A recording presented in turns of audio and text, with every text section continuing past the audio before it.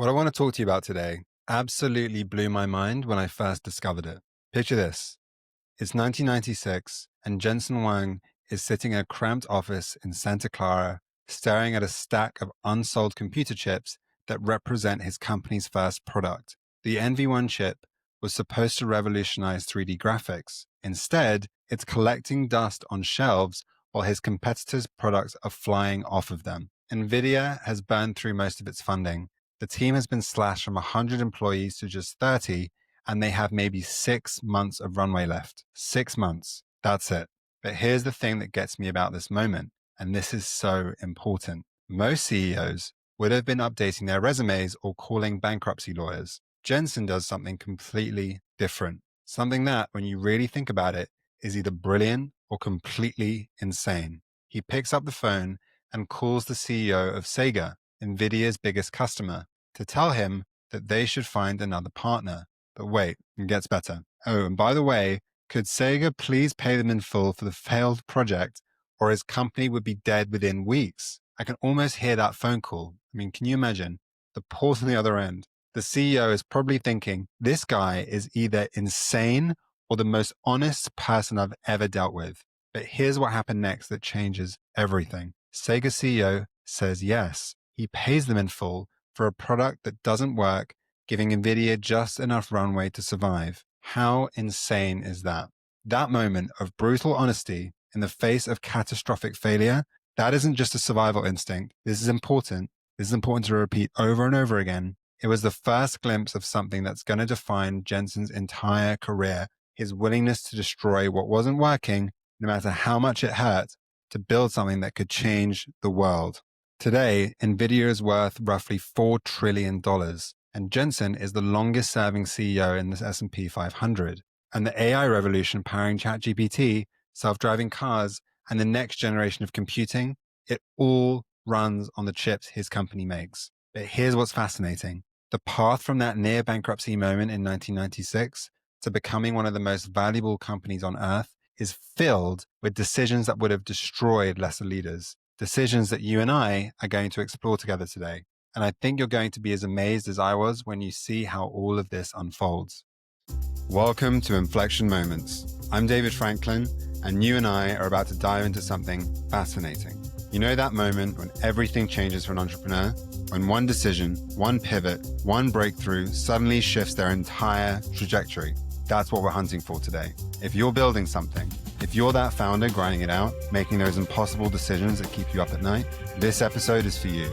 Because today, we're going inside the mind of one of the most successful entrepreneurs in history to uncover the exact moments that transformed their journey from ordinary to extraordinary. Here's what we're doing. We're dissecting the 5 most pivotal inflection points in their career. But more importantly, we're uncovering the strategic thinking behind each decision, the kind of insight that separates the builders from the dreamers. Ready? Let's get started. You know what fascinates me about Jensen? He represents something really rare in Silicon Valley. A CEO who has repeatedly bet his entire company on technologies that didn't exist yet, in markets that hadn't been created, for customers who didn't know they needed what he was building.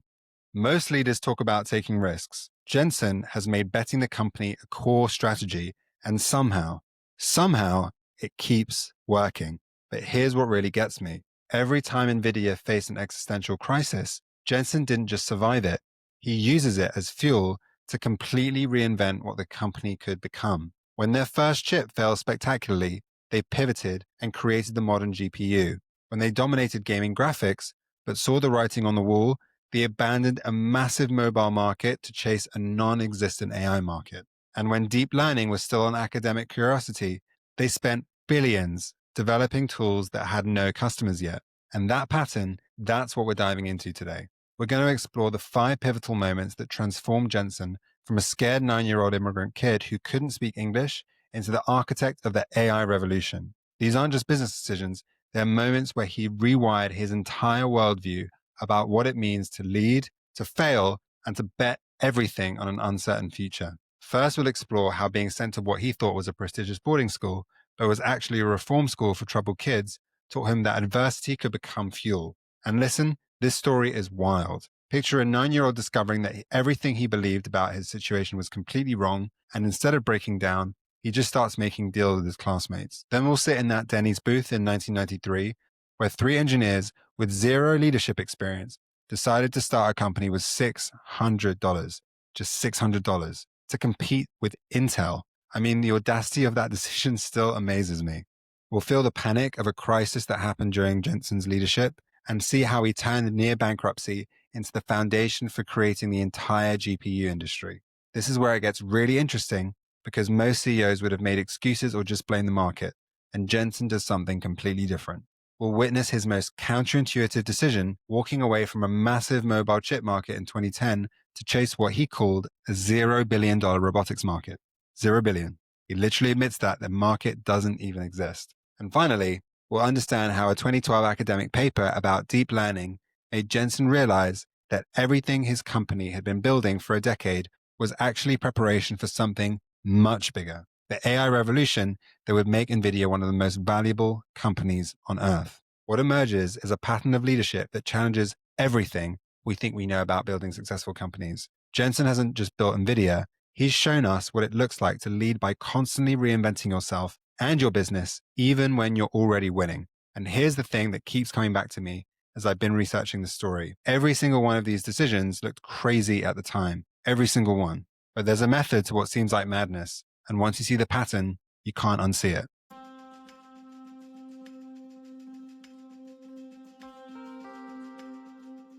So let's dive into the first inflection point. We're going to start at the beginning because the seeds of Jensen's ability to turn crisis into opportunity, they were planted when he was just 9 years old, standing on the campus of what he thought was going to be the best school of his life. It's 1973. Jensen and his older brother have just arrived in Kentucky from Taiwan via Thailand, where their family had been living.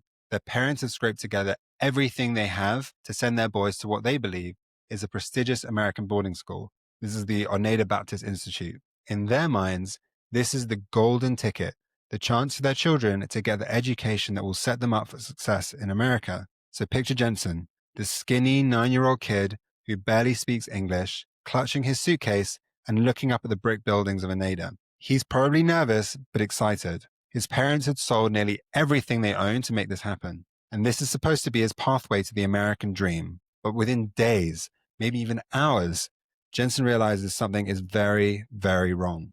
This school isn't the elite prep school his parents thought they were sending him to. It's a reform school and a place for troubled kids, kids with behavioral problems, kids who've been kicked out of other schools, and his roommate is a 17-year-old who can't read. Think about that moment. You're 9 years old, you barely speak the language, you're thousands of miles from your parents, and you've just discovered that everything you thought about your situation is wrong. This isn't the beginning of your success story, it's your worst nightmare. But here's where Jensen's response reveals something fundamental about how he processes crises. Instead of shutting down or becoming bitter, he makes a deal with his roommate. Jensen will teach him how to read, and in exchange, this older kid is going to teach Jensen how to lift weights and survive in this rough environment. I mean, think about that for a second. That trade, that instinct to find opportunity in the middle of a disaster, that is not normal 9-year-old behavior. Most kids would have been traumatized. Jensen, however, is already thinking like an entrepreneur. He's assessing his resources and identifying what others need so he can figure out how to create mutual value even in impossible circumstances. The bullying that Jensen gets is relentless. As the only Asian kid at his school, Jensen faces racial taunts and physical intimidation. Kids try to knock him off the bridge he has to walk through to get to his classes each day into the rushing river below. But his childhood friend Ben Bays remembers something telling. He says, somehow, it never seemed to affect him. Actually, it looked like he was having fun. Again, this is crazy. This is not normal 9-year-old behavior. Jensen is learning how to convert this adversity into energy, to see challenges as games to be won rather than problems to be endured. And when confronted, he doesn't back down. He fights back. And here's what's so important about this experience. It's teaching Jensen something that will define every major decision in his career. The worst thing that can happen to you might also be the most valuable thing that can happen to you, but only if you're willing to extract the lessons and refuse to be a victim of your circumstances. When Jensen finally reunites with his parents in Oregon, he's not the same kid who left Taiwan. He's been forged by hardship in a way that most people never experience. He understands that life doesn't follow the plan, that the ground can shift under your feet at any moment, and that your response to uncertainty, that determines everything. Years later, when NVIDIA is weeks in bankruptcy, when employees are getting laid off, when the company's first product is failing spectacularly, Jensen will draw on this same instinct, the ability to look at disaster and see opportunity, to make deals in desperate circumstances, and to find ways to turn crises into your competitive edge.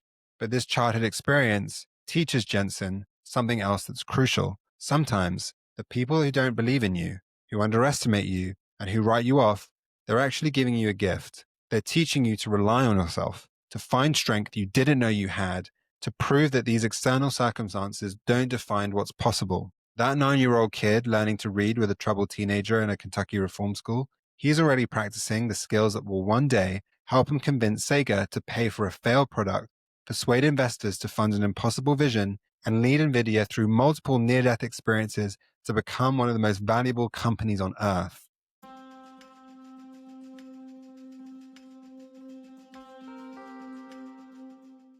Okay, inflection point number 2. Fast forward to February 1993. Jensen is now 30 years old, married with 2 young children, and working as a successful engineer at LSI Logic. He's got a good salary, stock options, a comfortable life in Silicon Valley. By most measures, he's living the American dream his parents had envisioned for him when they sacrificed everything to send him to school. But Jensen is restless. He keeps meeting with 2 colleagues, Chris Malachowski from Sun Microsystems and Curtis Preem, also from Sun. And they're talking about something that sounds completely insane. They want to start a company to build graphics chips for PC games. Now, understand what they're proposing here. In 1993, PC gaming is tiny. Most people are still playing games like Pac-Man on arcade machines or simple games on their computers. The idea that personal computers will become powerful enough to render sophisticated 3D graphics, that people will spend hundreds of dollars on graphics cards, that gaming will become a bigger industry than movies and music combined, that just sounds like absolute science fiction. Intel dominates the chip industry at this time. They have unlimited resources, the best engineers, and relationships with every computer manufacturer. Starting a chip company to compete with Intel is like opening a hot dog stand next to McDonald's and announcing you're going to take over the fast food industry. I mean, the audacity is breathtaking. But here's what Jensen sees that others don't. He believes that computing is about to fundamentally change. Instead of just processing numbers and text, computers are going to need to handle images, video, 3D graphics, and the traditional CPU architecture isn't designed for that kind of parallel processing. He envisions a world where every computer has a specialized graphics processor and where visual computing becomes as important as traditional computing. The problem is that this revision requires them to build not just a chip, but an entire ecosystem. They need to create hardware that doesn't exist, software that hasn't been written, for applications that haven't been invented yet, and for customers who don't know they need what you're building. It's like trying to build the road, the car, and the destination all at the same time. So where do these 3 engineers go to plan their assault on one of the most capital-intensive, technically complex industries on Earth? Denny's, a roadside diner in East San Jose. Jensen chooses Denny's for a reason that reveals something important about his leadership philosophy.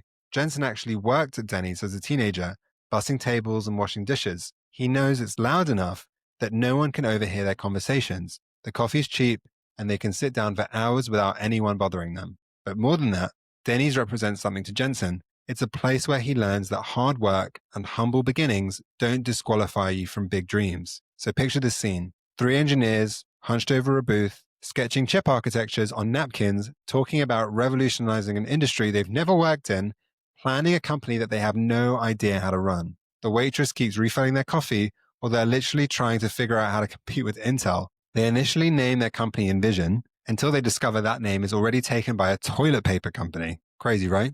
So they pivot to NVIDIA based on the Latin word invidia, which means envy. Kind of a crazy story, right? The idea being that competitors will be green with envy of their success. And looking back, that confidence is either inspiring or completely delusional, probably both. Now, here's the moment that defines everything. To officially incorporate the company, Jensen finds a lawyer who demands $200 of cash up front to file the paperwork.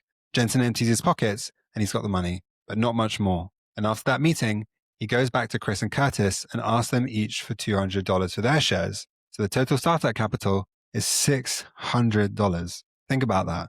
They're trying to start a semiconductor company, an industry where development costs are measured in millions of dollars, with the equivalent of a weekend grocery budget. I mean, it's so absurd, it's almost beautiful. But Jensen has learned something from that experience as a kid. Sometimes having no resources forces you to be more creative, more resourceful, and more focused than competitors who have everything they need. When you can't afford to make mistakes, you think harder about every decision. When you can't outspend the competition, you have to outthink them. And when you have nothing to lose, you can take risks that established companies would never consider. So in April 1993, Jensen personally signs NVIDIA's articles of incorporation. At 30 years old, with 2 kids and a mortgage, he's walking away from a secure job to chase a vision that most people think is impossible. Can you imagine that conversation with his wife? Honey, I'm going to leave my safe job to compete with Intel, and we're starting with $600, and I have no idea whether this is going to be successful or not. His former boss at LSI Logic, Wilfred Corrigan, helps him get a meeting with the legendary VC investor Don Valentine at Sequoia Capital. The meeting doesn't go very well. Jensen admits that he does a horrible job with the pitch. And I love this honesty, because here's a guy that's trying to raise money for one of the most incredible business plans you can think of, and he's terrible at explaining it. But Corrigan has already called ahead and told Valentine, I'm going to send a kid your way, give him money, and figure out if it's going to work. So Valentine agrees to fund them, but not before delivering a warning that Jensen will never forget. He goes, if you lose my money, I'm going to kill you. Not exactly your typical investor pep talk. So Jensen walks out of that meeting with funding, but more importantly, with the weight of expectation that will drive everything NVIDIA does for the next 3 decades. This isn't just about building a successful company. It's about validating a vision that seems impossible to everyone except those 3 guys who sketched it out at Denny's. And looking back, that $600 investment might be the greatest return in Silicon Valley history. But in 1993, betting everything on NVIDIA looked like career suicide. Jensen is choosing uncertainty over security, vision over practicality, and the future over the present.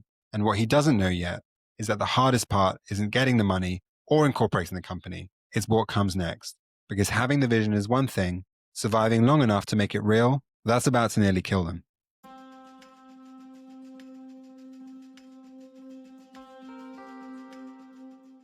Okay, inflection point number 3. By 1995, NVIDIA has been in business for 2 years, and they're about to launch their first product, the NV1 chip. Jensen and his team have poured everything into this moment. They've hired 100 employees, raised millions in funding, and developed what they believe is revolutionary technology for 3D graphics. The NV1 uses something called quadratic texture mapping, which is a mathematically elegant approach that Jensen's team believes will produce superior graphics quality. It's technically beautiful, theoretically sound, and completely different from what anyone else in the industry is doing.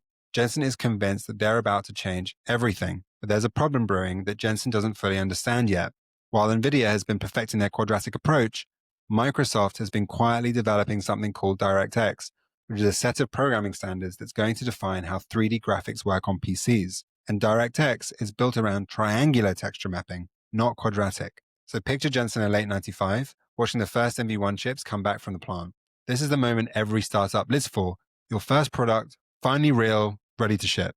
They've got a major partnership with Sega to put these NV1 chips into the Saturn game console.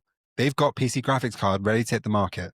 This is supposed to be their big breakthrough, but instead, it's a catastrophe. The NV1 is incompatible with the games developers are creating. The technology is elegant, but it's irrelevant. It's like building the most beautiful car in the world, only to discover that everyone else has decided to build roads that your car can't drive on.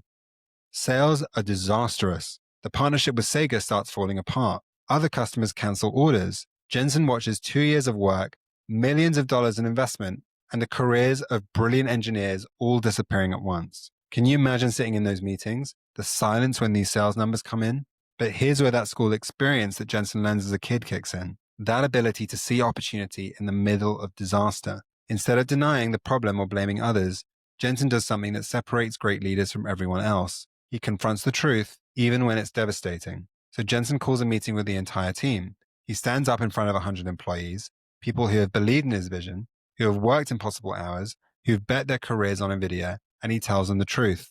The NV1 is wrong. The architecture they've spent 2 years perfecting is a dead end, and they need to start over. But here's the gut-wrenching part. They don't have the money to start over. The NV1 has burned through most of their funding, and they're going to have to lay off 70 people, brilliant engineers, trusted colleagues, and people with families and mortgages, and Jensen has to look each of them in the eye and tell them that their jobs are gone. Now, this is where most companies die, and this is where most CEOs update their LinkedIn profiles and start looking for their next job. The smart move, the rational move, would be to shut down the company and return whatever money is left to investors and move on. Instead, Jensen makes a decision that defines everything you need to know about his leadership philosophy. He's going to bet everything on a completely different approach. They're going to abandon quadratic texture mapping and rebuild their entire chip architecture around DirectX compatibility. They're going to create the RIVA 128. But, and this is crucial, they only have enough money for one more chip design, one chance to get it right. And if that fails, NVIDIA dies. This is where Jensen's relationship with brutal honesty pays off in an unexpected way. Remember how he called Sega's CEO to tell him that he should find another partner? That same conversation includes Jensen asking Sega to pay them in full for the failed NV1 project, not because NVIDIA deserves it, but because without that money, they'll be bankrupt in weeks. I mean, think about how that conversation must have gone. Jensen is essentially saying, our product doesn't work, you should find someone else. Oh, and by the way, we need you to pay us anyway or we're dead. I mean, that's not a negotiation. That's a Hail Mary thrown from your own end zone. But Sega CEO does something extraordinary. He agrees. He pays NVIDIA in full for a product that doesn't work, giving them just enough runway to develop the RIVA 128. And why? Because Jensen's honesty about failure actually builds trust. The CEO respects the integrity of someone who will call to admit their product is wrong rather than trying to blame others or hide the truth. In a world full of business leaders making excuses, radical honesty becomes your competitive edge. Jensen takes that money and makes a commitment that borders on insanity. He tells his remaining team that the RIVA 128 will be perfect on the first try. Not good, not functional, perfect.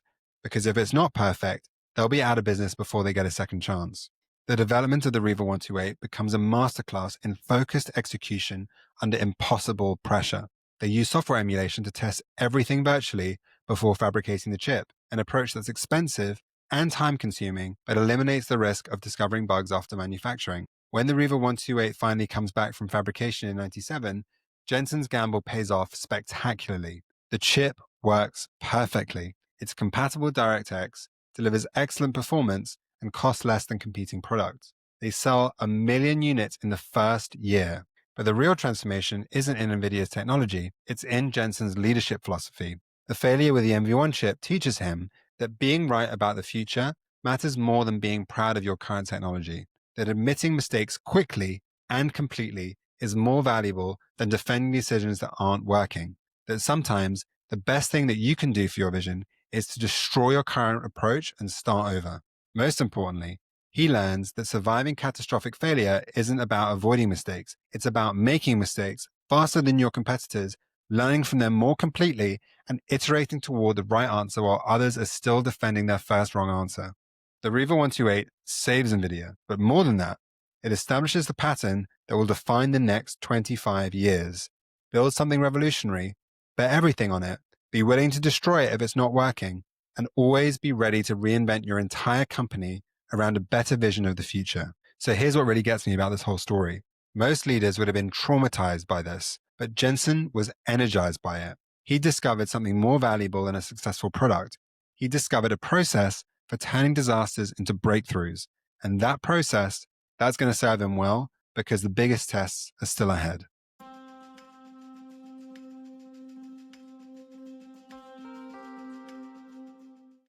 Okay, let's jump ahead to 2010. NVIDIA hasn't just survived this NV1 disaster, they've absolutely thrived.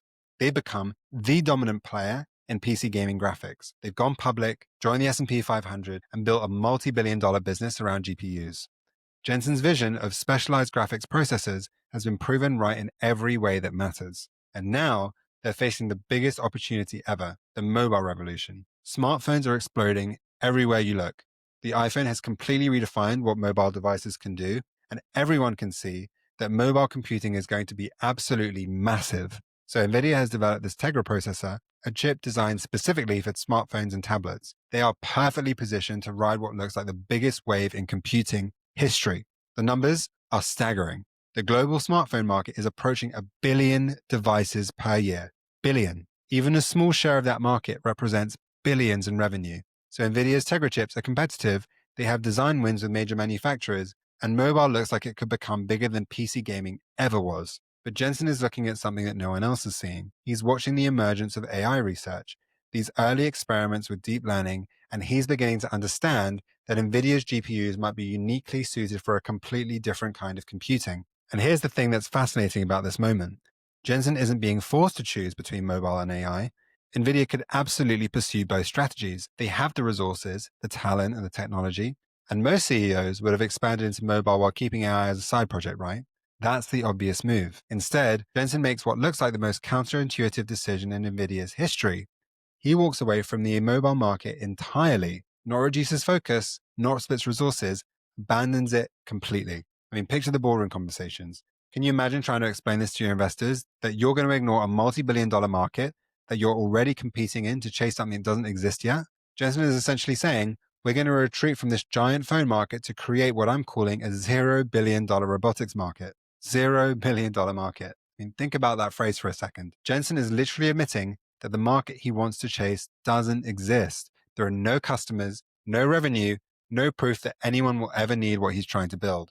But Jensen has learned something crucial from the MV1 experience, that being first to market in the wrong market is worthless, but being ready when the right one emerges, that is everything. He's seeing researchers at universities starting to experiment with GPU-accelerated machine learning. He's seeing the potential for AI to transform not just computing, but every industry on Earth. And more importantly, he realizes that if AI becomes real, really real, the computational requirements will be enormous.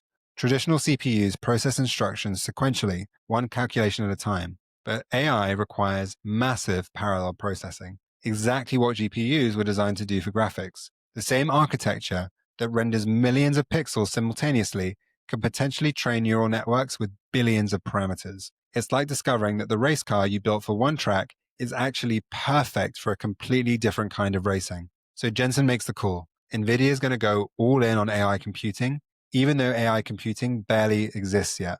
So this retreat from the mobile industry really reveals something about Jensen's identity. He's forcing NVIDIA to become a completely different kind of company. Instead of chasing existing markets, they're going to create new ones. And instead of competing on price and performance in established categories, they're going to define entirely new ones. This decision costs them immediately. Competitors grab NVIDIA's mobile market share. Investors start questioning whether Jensen has lost his mind. The company's stock price stagnates, while other tech companies ride the mobile boom to incredible profits. But Jensen is playing a longer game.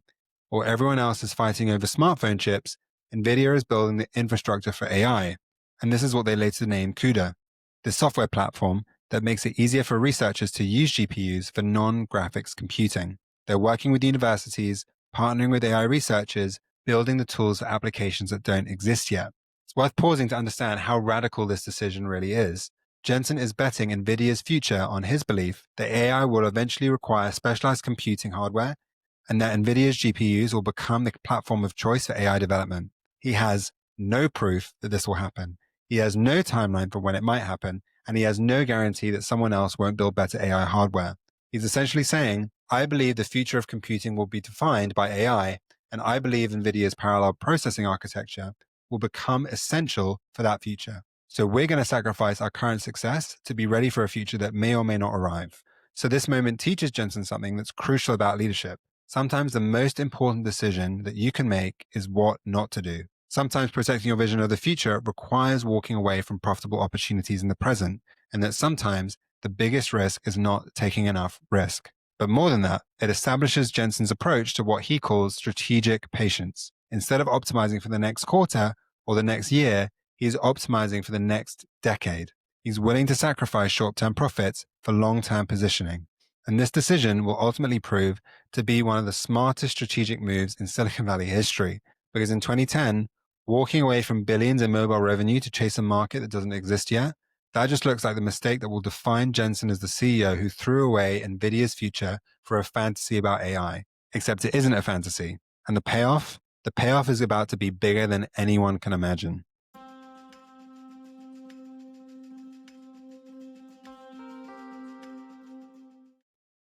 Okay, final inflection point now. It's October 2012, and Jensen gets a call that will change everything. A researcher at the University of Toronto has just published results from something called the ImageNet competition, which is an annual contest where teams compete to build the best image recognition system. The winning entry is called AlexNet, built by a grad student named Alex Krzyzewski, working under Geoffrey Hinton. Now, ImageNet has been running for years, and usually the improvements from year to year are pretty incremental, maybe a percentage point here or there.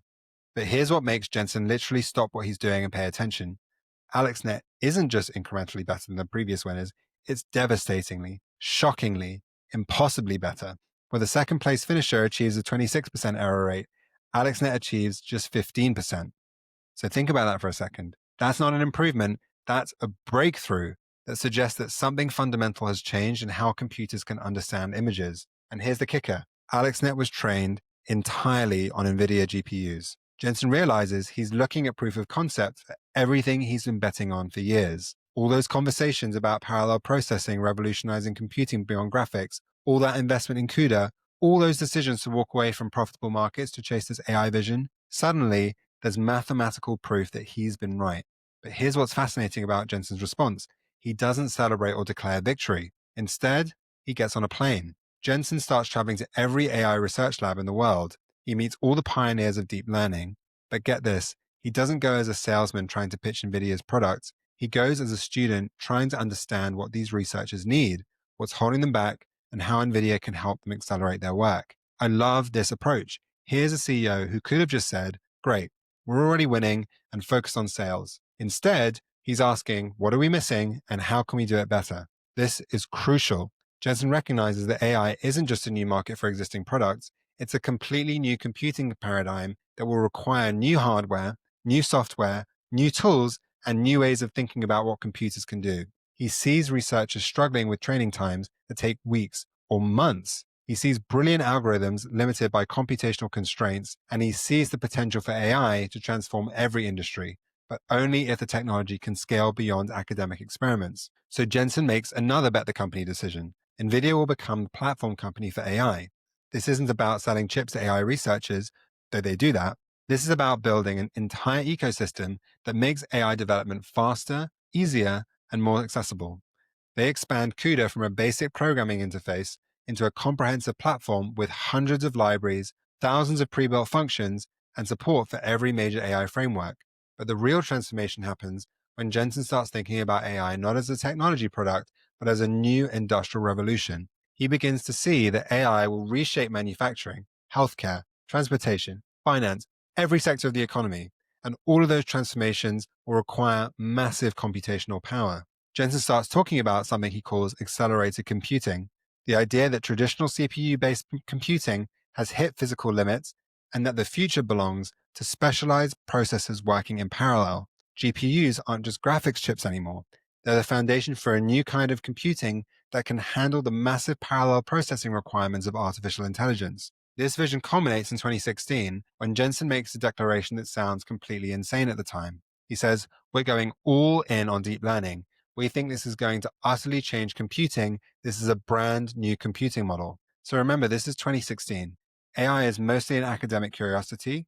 Siri exists, but it's pretty limited. Self-driving cars are experimental prototypes, and ChatGPT won't exist for another 6 years. And most people still think of AI as science fiction. Jensen is essentially betting NVIDIA's entire future on his belief that AI will become the dominant computing paradigm of the next decade. He's reorganizing the entire company around this vision. He's spending billions on R&D for applications that don't exist yet.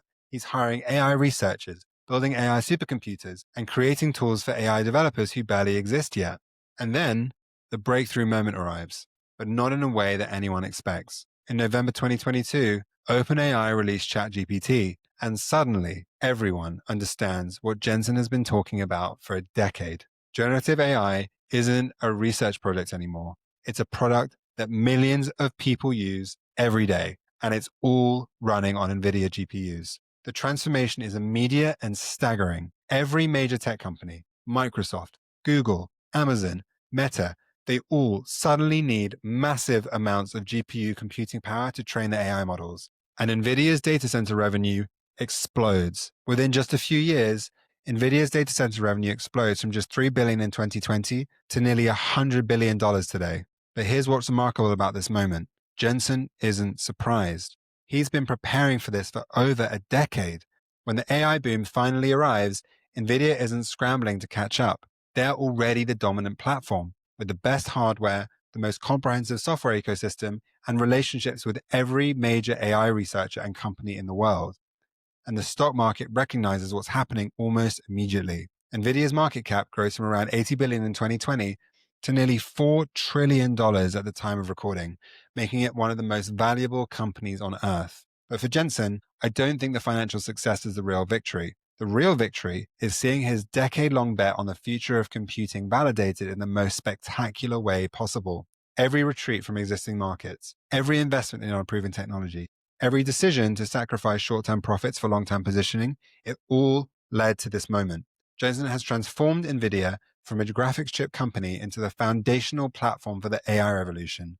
But more than that, he's demonstrated something profound about leadership. Sometimes the most important thing you can do is see the future before it arrives and then spend years preparing for something that doesn't exist yet. The AI breakthrough validates everything Jensen has believed about technology, about risk, about the power of betting everything on your vision of what's possible.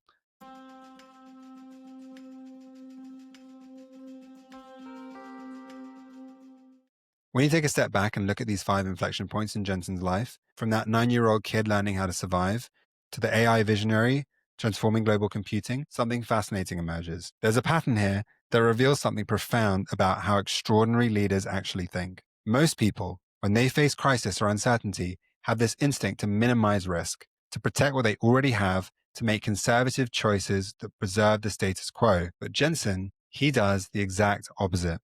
Every major breakthrough in his career has come from his willingness to destroy his current success to chase a bigger vision of what's possible. I mean, think about this pattern. It's almost like a playbook. At that reform school, he could have retreated into himself and become bitter about the unfairness of his situation. But instead, he makes alliances and turns adversity into strength. When NVIDIA's first chip fails catastrophically, he could have blamed the market or made incremental improvements. But instead, he admits complete failure and bets everything on a different approach. When mobile computing explodes, he could have played it safe and competed in the obvious market. But instead, he walks away from billions to chase something that doesn't exist yet. When AI is still academic theory, he could have treated it as a side project. But instead, he reorganizes his entire company around a technology that has no proven market. There's this thread connecting all of these decisions. Jensen has developed an almost supernatural ability to see around corners, to understand not just what's happening now, but what the second and third order effects will be. He's not just reacting to change, he's anticipating changes that haven't happened yet. But here's what I find most fascinating about his approach. Jensen doesn't just take risks, he takes what I call intelligent risks. Every bet the company decision he makes is based on deep technical understanding combined with contrarian thinking about where industries are heading. The NV1 failure teaches him that being technically right isn't enough if you're solving the wrong problem. The mobile retreat teaches him that the biggest opportunities often look like the least attractive markets. And the AI transformation teaches him that sometimes the most important thing you can do is prepare for a future that doesn't exist yet. What emerges is this leadership philosophy built around what Jensen calls first principles thinking. Instead of accepting industry assumptions or conventional wisdom, he breaks everything down to fundamental truths and rebuilds his entire understanding from there. When everyone said that graphics chips were for gaming, Jensen saw parallel processing architecture that could transform scientific computing. And when everyone thought AI was decades away from practical applications, Jensen saw researchers hitting breakthroughs that suggested the timeline was much shorter than anyone realized. There's also something crucial about Jensen's relationship with failure that sets him apart. Most leaders fear failure because they see it as an endpoint and a reflection of their inadequacy. Jensen, on the other hand, has learned to see failure as information, data about what doesn't work that brings you closer to discovering what does. The mobile retreat looks like a strategic mistake until AI explodes and reveals that positioning for the future matters more than optimizing for the present. But perhaps the most important pattern is Jensen's approach to what he calls strategic patience. He's willing to invest for years in technologies that have no immediate payoff because he believes in the long-term transformation they'll enable. CUDA loses money for years before it becomes the foundation for the AI revolution. The retreat from mobile costs billions in short-term revenue, but positions NVIDIA perfectly for the AI boom.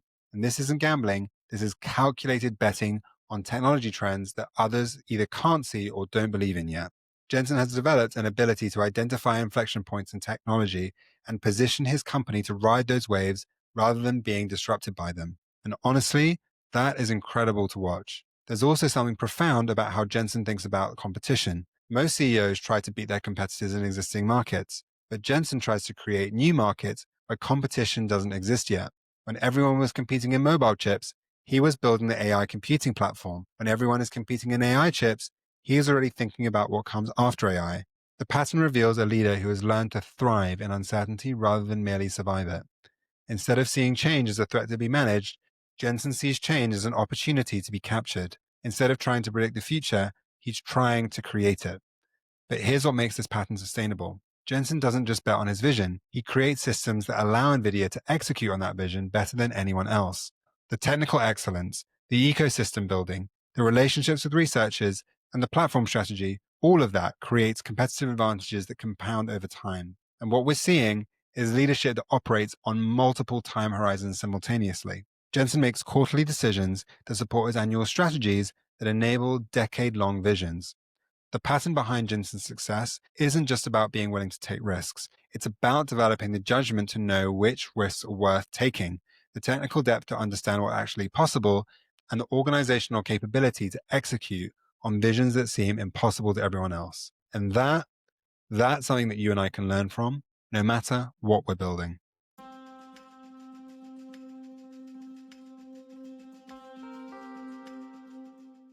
As I've been researching Jensen's story, I keep coming back to something he said recently that captures the essence of his entire approach to leadership. We don't know how to do what we do, but we know what we want to achieve, and we'll figure out how to get there. That statement, it reveals something profound about how extraordinary leaders actually operate. They don't wait until they have all the answers before they start building towards their vision. They commit to an outcome that seems impossible with the current capabilities, and then they develop the capabilities needed to make it possible. Jensen didn't know how to build a semiconductor company when he started NVIDIA with $600. He didn't know how to survive that MV1 chip disaster when his first product failed catastrophically. He didn't know how to transition from graphics chips to AI computing when he walked away from the mobile market. But in each case, he was willing to figure it out as he went, guided by a clear vision of what he wanted to achieve. That's what separates visionary leaders from everyone else. Not that they have perfect foresight or never make mistakes, but they're willing to commit to futures that don't exist yet and then do whatever it takes to bring those futures into reality. You know what gets me about Jensen's transformation? From a 9-year-old immigrant kid struggling at a Kentucky reform school, the architect of the AI revolution, it shows us that extraordinary outcomes are not about avoiding uncertainty. They're about learning to thrive in uncertainty, to see opportunity where others see chaos, and to bet everything on visions that seem impossible until suddenly they become inevitable. The AI revolution isn't just changing technology, it's changing everything. And Jensen doesn't just predict this transformation, he spent 30 years building the foundation that made it possible. So here's my question for you. What change do you see coming that others are missing? And what future are you willing to bet on, even if you don't know exactly how to get there? Because if Jensen's story teaches us anything, it's that the future belongs to the people who are willing to build it, not just predict it. Thank you for joining us on Inflection Moments. If today's story sparked a new perspective or challenged your thinking, be sure to share it with someone you know loves this stuff as much as you and I do. Maybe it's a college buddy, your water cooler buddy, or maybe even someone in the family group chat. If you enjoyed this deep dive, make sure to leave a 5-star review and subscribe to our channels so you can be the first one to hear what we've got coming next. And if you're interested in insights, ideas, and lessons from some of the world's greatest entrepreneurs, sign up for our newsletter. The link is in the show notes. Until next time, keep building and talk soon.